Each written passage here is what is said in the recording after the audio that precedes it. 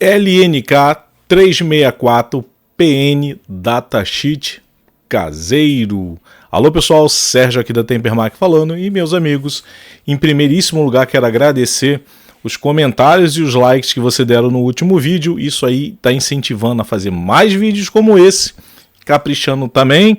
Então, por favor, se esse trabalho está sendo relevante para vocês, deixem um comentário e deixem um like, porque isso aí tem sido o combustível que dá para a gente continuar com o trabalho. Vamos lá, pessoal, mais um datasheet aí do LNK 364PN, muito utilizado aí, principalmente nos equipamentos eletrônicos. Essa semana eu vi uma placa de uma geladeira que estava usando esse LNK, forno de micro-ondas, fonte chaveada usa também esse LNK e muitos outros equipamentos. Pessoal, nessa primeira imagem que vocês estão vendo, é o material em PDF que eu estou mostrando, que eu montei, eu tentei colocar o máximo de informação para que você possa, numa tela só, visualizar muito conteúdo para o seu dia a dia na sua manutenção. Eu estou muito animado em fazer esse tipo de trabalho, porque quando você pega um equipamento, uma fonte chaveada e utiliza esse circuito integrado, fica muito mais fácil você, com o multímetro, verificar as tensões, verificar a forma de onda, né? E fazer algumas análises para facilitar aí a manutenção. Claro que esse material não tem o intuito de substituir o datasheet do aparelho, do equipamento, óbvio, do fabricante, né? Que ele tem muitas informações relevantes, úteis e em detalhe, mas para quem vai lidar com manutenção, eu acredito que vai ser ajuda pra caramba. Então, nessa primeira tela aí, eu já coloquei muitas informações aí, tá, pessoal? Bem, vamos lá, vamos abrir minha canetinha aqui para fazer algumas observações aqui. Tem outras telas também que eu quero mostrar aí para vocês. Mas essa aqui já vai ser para a gente dar início ao nosso trabalho. Pessoal, o pino 1, o pino 2, o pino 8 e o pino 7 é a source, é o aterramento aí desse circuito integrado. Então o source é o terra, o GND, ok? O pino 5 é o pino do dreno. Pino 5, pino do dreno. Não tem muito o que falar. Aqui nós temos a forma de onda que apresenta no osciloscópio, do qual eu coloquei o osciloscópio, tirei uma foto, né? Coloquei aqui para você visualizar qual é a forma de onda que você vai ter aí no pino no dreno. E aqui com o multímetro, você consegue, com ele em funcionamento, medir a tensão. Por que eu coloquei esses valores aí, pessoal? 127 volts ou 220 é tensão de rede, a tensão que está entrando aí na fonte. E a tensão que tem que chegar lá no dreno, a tensão que chega lá no transformadorzinho chopper, né? É 179 volts caso a sua rede seja de 127, ou da 311 se a sua tensão for 220. Pessoal, esses valores de 179 ou 311, ele vai variar conforme a tensão de entrada. Por exemplo, eu estava fazendo um teste que vocês vão ver aí mais à frente. A minha tensão da rede aqui hoje está baixa, está marcando aqui acho que 110, 111, né? E claro que não vai dar 179, vai dar menos. Então, essa tensão aí é a tensão de rede vezes raiz quadrada de 2, né? Então você pega a tensão que está entrando na sua rede, coloca a raiz quadrada de 2 e você vai achar o valor aí, beleza? Então você consegue medir sim com o multímetro a tensão aqui no dreno, ele em funcionamento, correto? Bem, nós temos aqui dois pinos importantíssimos, que é o BP, que é o bypass. Esse valor aqui é o valor típico de 5.8 volts, que você for medir com o multímetro tem que apresentar esse valor. Caso não apresente, para que esse CI para ele entrar em funcionamento, pessoal, é necessária essa tensão aqui, ok? Ele é alimentado pela tensão de dreno, a tensão que vem lá, né?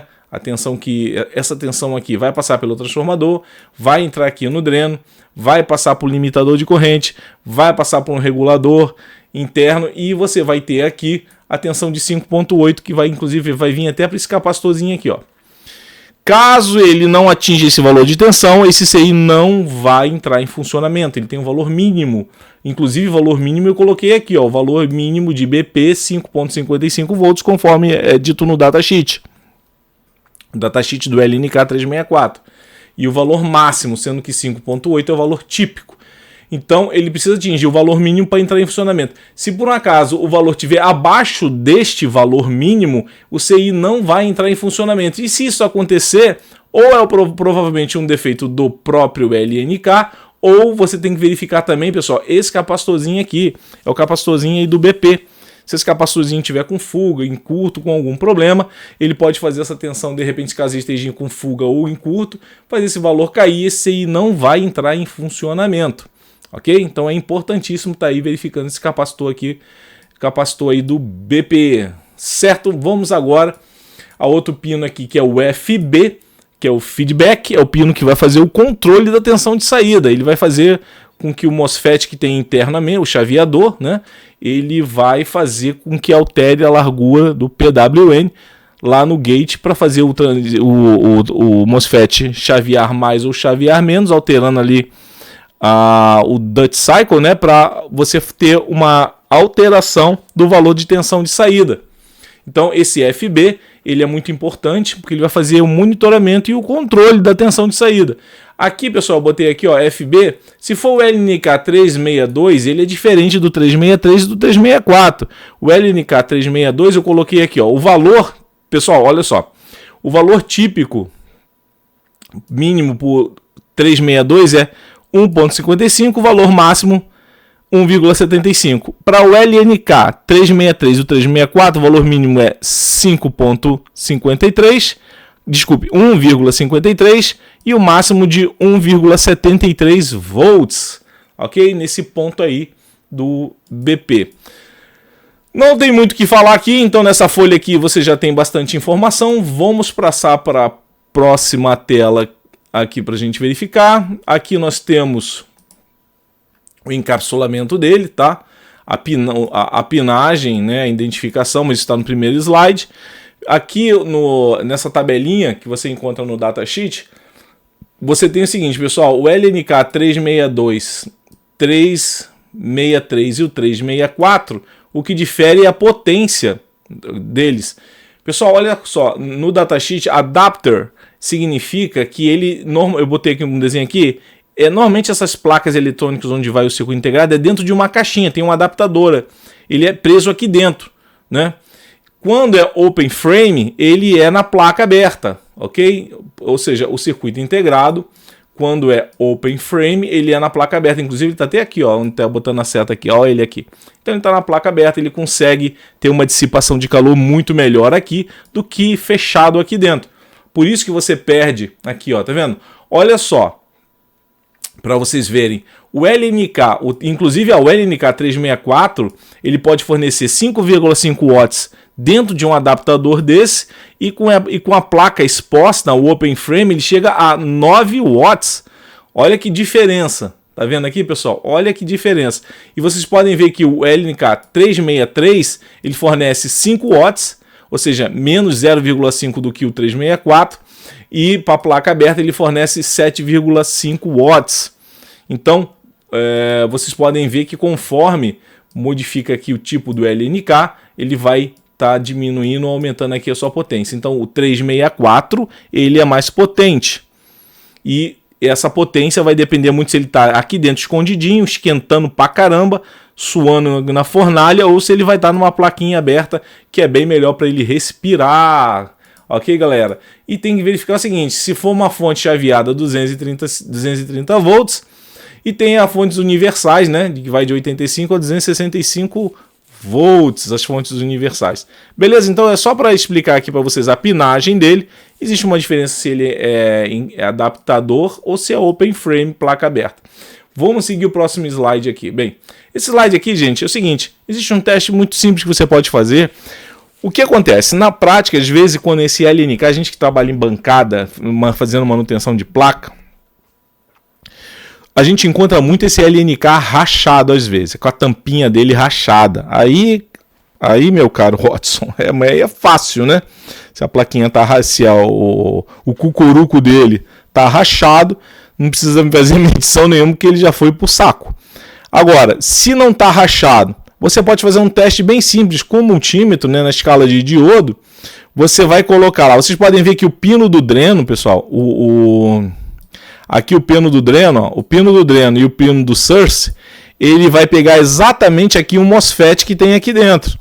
Então, você coloca na escala de diodo e depois você vai colocar as pontas de prova e, num sentido, ele vai dar a leitura de um diodo, normalmente 0,5 alguma coisa de volts, e se você inverter a ponta de prova, vai dar infinito, ele não vai dar leitura, não pode dar leitura. É como se você estivesse medindo um diodo, porque tem um diodo aqui dentro mesmo, né? Na realidade tem.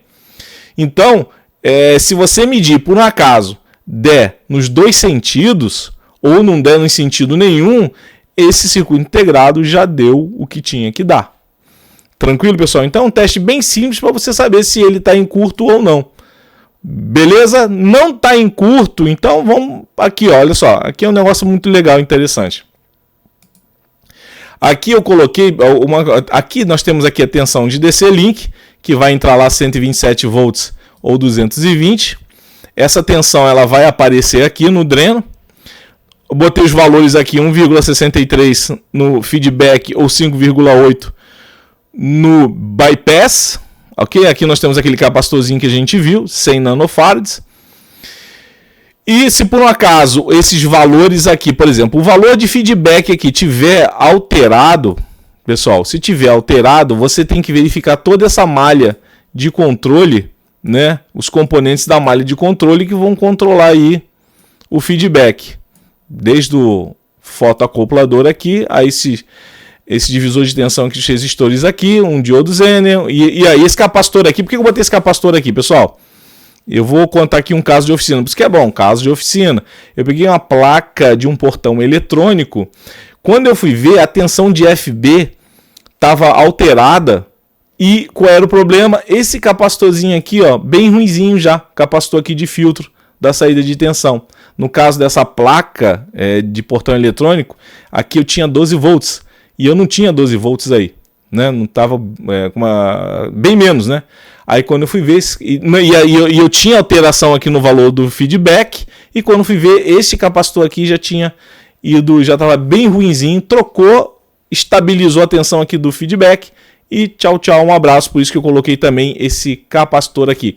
E outra coisa interessante também é o seguinte, se tiver algum curto aqui, ó, na saída, você tem esse valor aqui do feedback alterado também. Ok? Então, além de, se a tensão do feedback estiver alterada, além de você ter que ver todos esses componentes da malha de controle aqui, que eu botei aqui inclusive em azul, verifica antes se tem algum curto na saída, né? E se esse capacitorzinho aqui também tá bom, que ele dá probleminha. Beleza? Não tem curto, capacitorzinho tá bom. Aí eu faço uma análise aqui na tensão aqui na malha de controle. Claro, se você tem aqui a tensão aqui legalzinha, o valor está correto aqui, e aqui não, claro, eu vou atacar a malha de controle. Se a malha toda realmente de controle estiver boa, aí eu troco o LNK.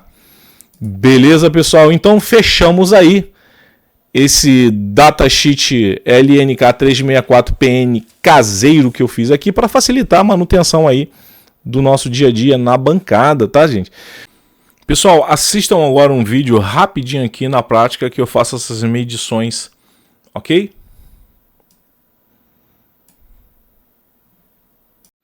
Pessoal, eu estou com uma placa aqui de um forno de micro-ondas, do qual utiliza aqui o circuito integrado Power, né? O LNK 364. Bem, vamos fazer algumas medições de tensão aqui e verificar a forma de onda. Inclusive a forma de onda eu estopei, eu dei um stop. Essa aqui é a forma de onda que vocês vão encontrar entre o source e o dreno, né? Então entre source e o dreno eu fiz aqui a medição e dei um stop para vocês verem qual é a forma de onda que nós temos aqui, correto? E nós vamos medir aqui a tensão do feedback e a tensão do bypass, FB-BP. Bem, vamos lá, pessoal. Então, eu quero colocar aqui ponta preta no source, O source são esses dois pinos aqui. Eles podem ser esses dois daqui de cima ou os dois aqui de baixo. Vamos pegar aqui esse aqui, que é o source também. E vamos colocar aqui neste pino aqui, que é o pino do BP. Vamos lá, ponto que vocês possam. Então eu tenho 5.8 volts BP. Está dentro, esse é o valor típico do BP. BP. Agora, vamos medir o FB, feedback. 1,63 volts. 1,63 volts é o pino do feedback. Dreno. Pessoal, a tensão do dreno aqui, eu estou com a minha rede aqui. A minha rede, ela tá com a tensão baixa hoje. A minha rede, ela tá dando em torno de 110 volts, 111 volts, ok? Normalmente, quando está em 127 volts a rede, eu chego a ter 179 volts no dreno, para a rede de 127 volts. 220 volts, eu posso até 311 volts. Isso vai variar, a tensão do dreno vai variar conforme a tensão que está entrando da rede. Então, se eu colocar aqui e for colocar aqui no dreno, eu consigo medir com o multímetro, tá? O CI já está chaveando. 155 volts. Porque eu tenho uma tensão AC muito baixa entrando aqui. Se eu for verificar aqui a tensão AC que entra aqui,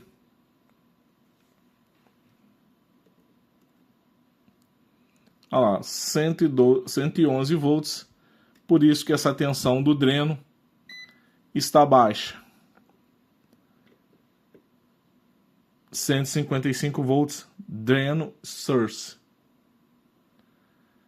A forma de onda, pessoal, repetindo, eu dei um stop entre o dreno, né, e o source.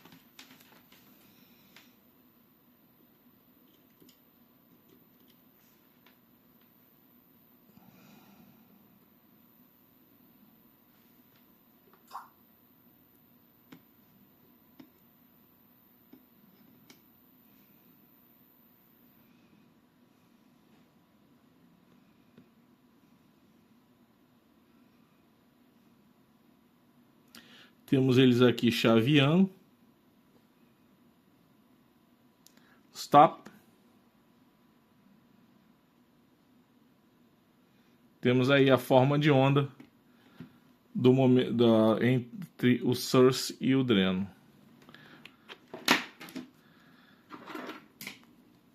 Aqui nós temos o momento em que ele está saturado, o momento que ele está no corte. Ok, pessoal? Então, beleza a forma de onda que vocês vão encontrar entre o source e o dreno. Um teste que você pode fazer de medição no LNK, além, óbvio, dos valores de tensão que nós vimos, você pode colocar o instrumento na escala de diodo.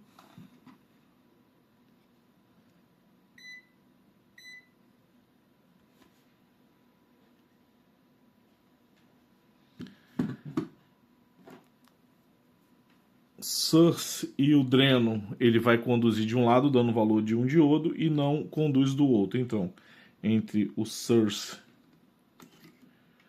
e o dreno,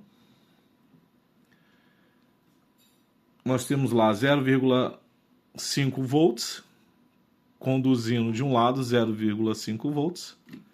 Invertendo a ponta de prova, não pode conduzir nada. Sem condução. Se eu colocar aqui e houver um curto, aí você provavelmente o circuito integrado está danificado. Você retira ele e mede ele fora.